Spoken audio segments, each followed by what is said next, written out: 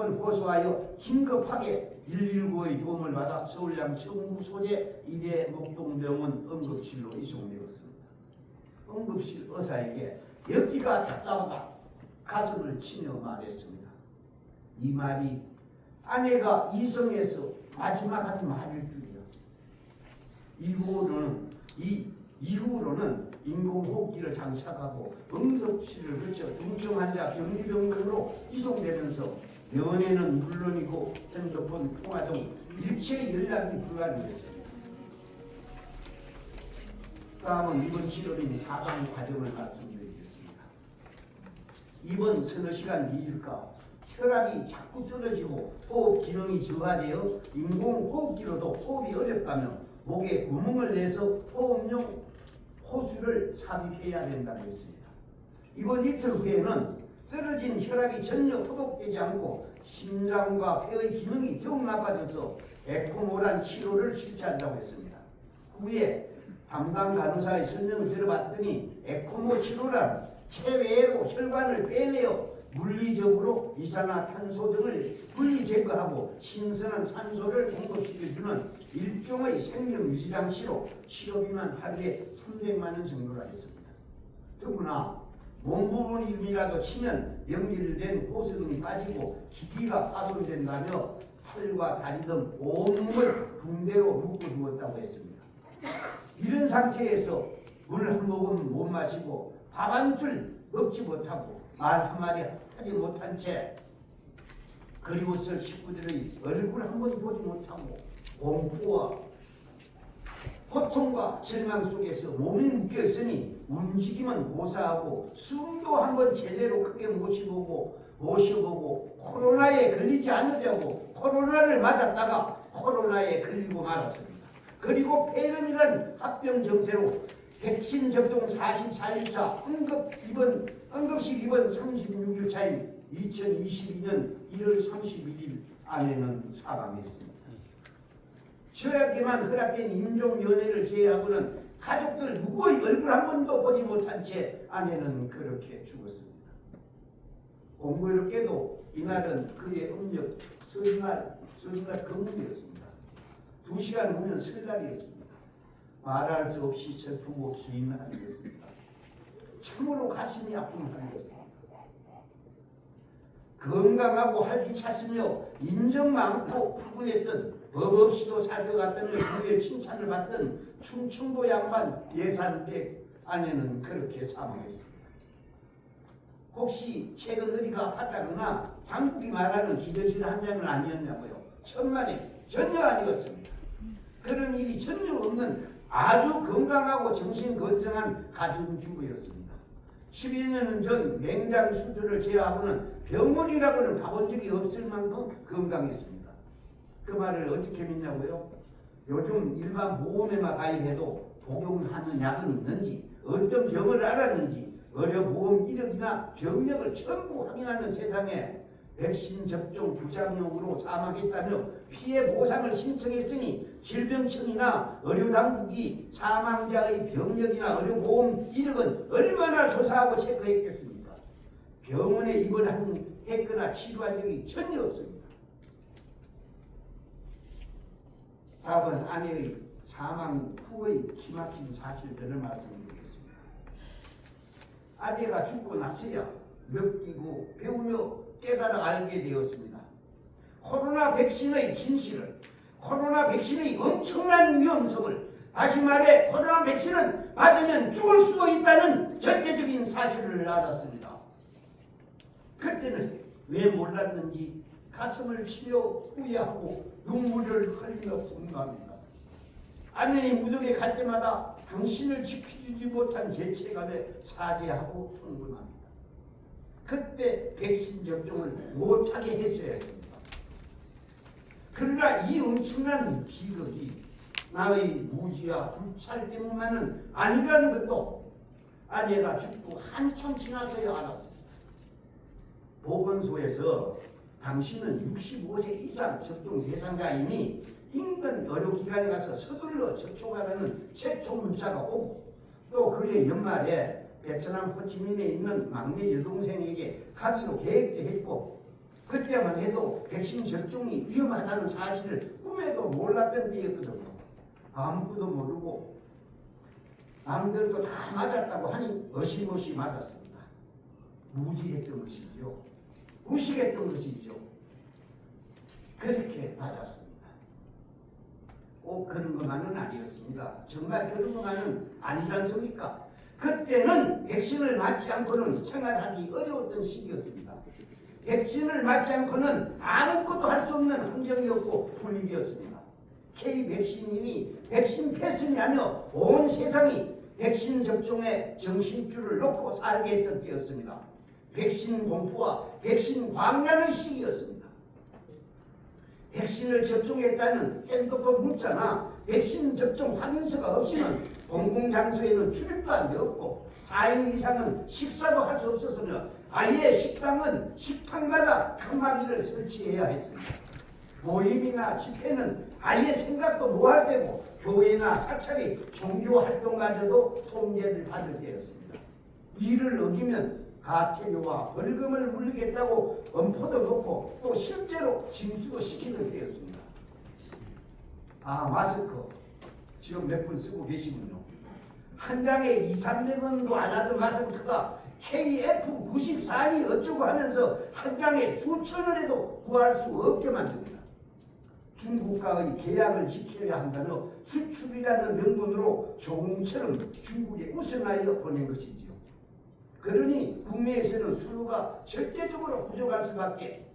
이래서 사회적인 문제가 발생하자 공급 관계자들이 매점매석했다며 공개적인 비판을 하면서 사회주의 국가에서 식량을 배급하여 주듯이 마스크를 배급해야 하는 진풍경을 연출하고 또 그것을 TV 중국에까지 하며 최악의 분위기를 조성시켜 나갑니다. 그리고 혹시 마스크라도 안 쓰고 밖에 나가거나 버스나 지하철을 탔다가는 무슨 문둥병 환자가 되는 것처럼 정렬의 대상자로 취급당하고 온통 나라 전체를 코로나 공포로 만들 때였습니다. 언론이나 매스컴들은 사회 부기능이기를 그렇게 조장했고 정부 또한 그렇게 강제했습니다. 백신 패스가 없으면 해외에도 못 나가게 했고 부모가 죽어도 외국에 있는 자식들이 들어오지도 못하게 했습니다.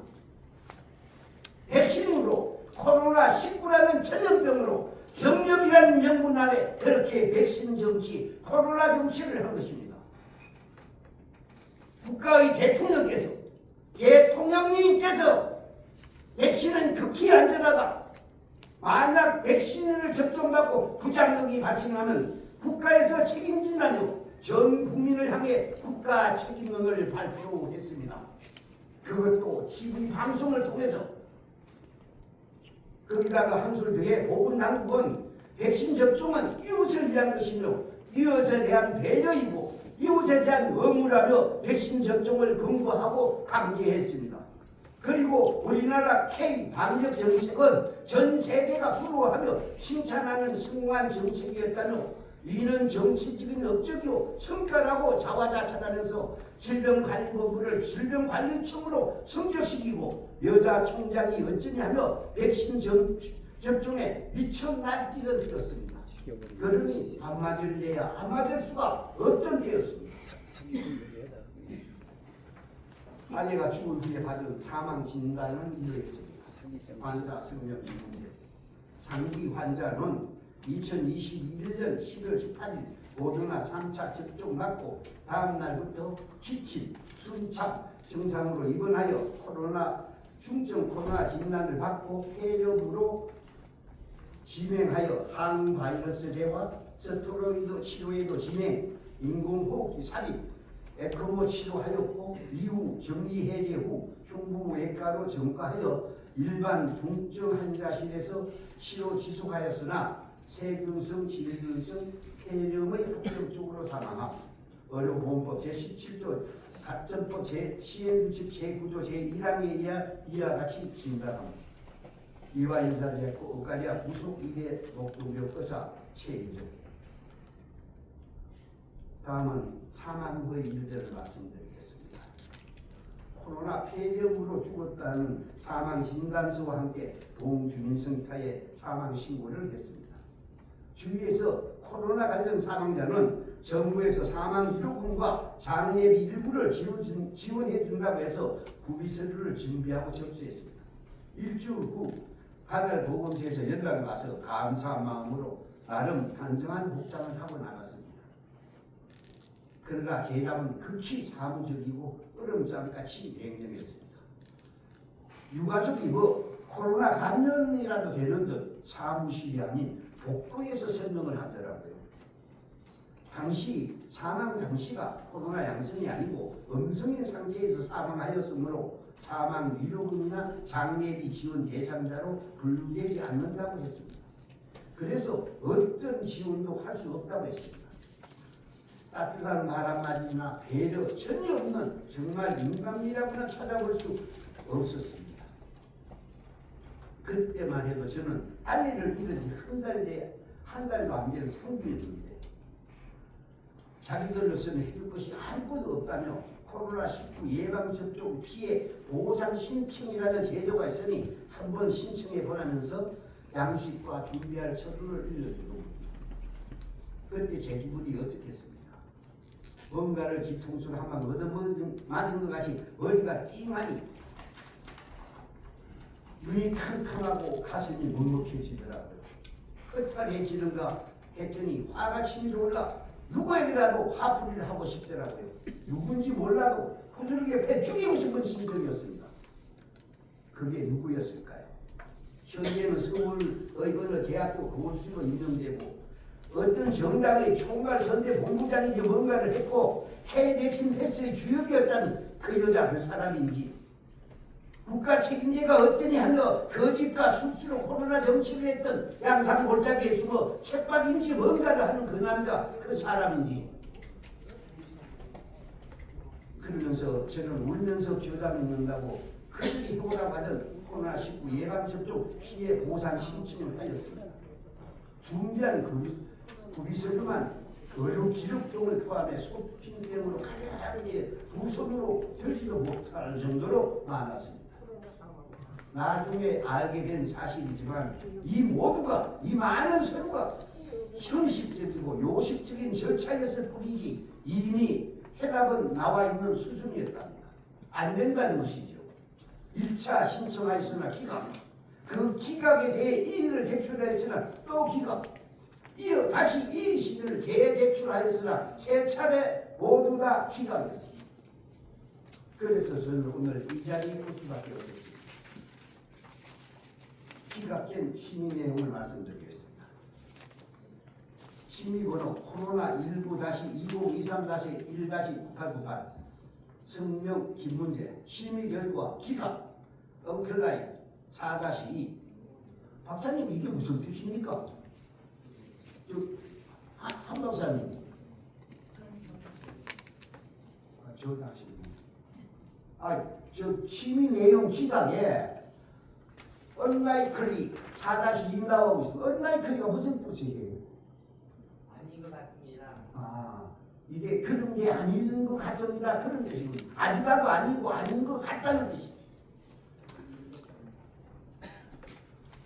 기각 내용입니다. 23년 21차 심의 결과에 대한 이 신청사항을 검토한 결과 피접종자에게 나타난 몸살, 통통, 호흡곤란, 기침, 근육통 증상으로 의료기관에 내원하여 진단받은 코로나19 및 이후 진단된 폐렴에 대한 입원 치료하였으나 접종 44일 후에 사망한 증과 사망 진단서상 직접 사인 또한 코로나 폐렴으로 확인되나 이는 백신 전 알려진 이상 반응에 해당하지 않는 점을 고려할 때 예방접종과 인과성이 인정되기 어려운 경우에 해당 4-2 아까 말씀 그런 게 아니라는 뜻이